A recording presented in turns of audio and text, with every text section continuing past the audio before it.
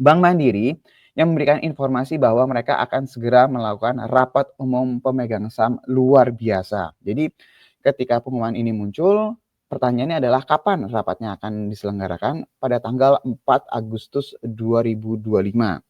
Dan mata acaranya kita akan tahu itu akan diinformasikan via situs melalui situs web PT Custodian Central Efek Indonesia, situs web PT Bursa Efek Indonesia, dan situs web perseroan pada tanggal 13 Juli 2025. Nah, saat ini pasar pasti akan ini ya, bertanya-tanya ya, kira-kira apa sih agenda rapatnya, kenapa harus melakukan RUPS LB dalam waktu dekat ini. Jadi kalau menurut analisa dari research-nya Maybank Securities Indonesia, kemungkinan besar akan ada pergantian terutama dari sisi level komisaris nih my friends ya.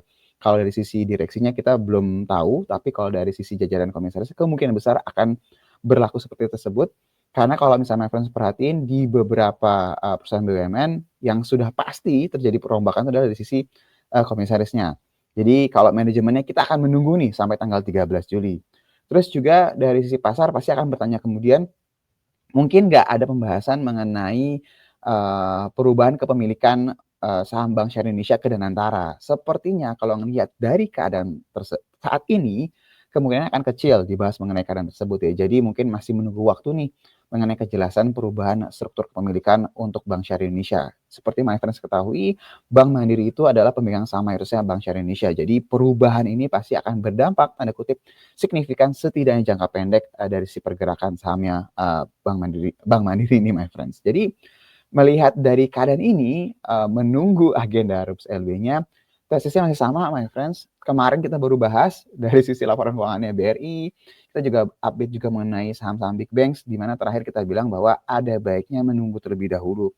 Nggak perlu tergesa-gesa, nggak perlu terlalu agresif untuk saat ini. Nah, dengan ada informasi ini, terutama khusus untuk Bank Mandiri, lagi-lagi kita tesisnya masih sama, ada baiknya menunggu setidaknya sampai 13 Juli nih kejelasannya seperti apa. Karena market itu lebih prefer ketika semuanya itu lebih clear, baru mereka akan lebih agresif nih kalau mau ambil posisi.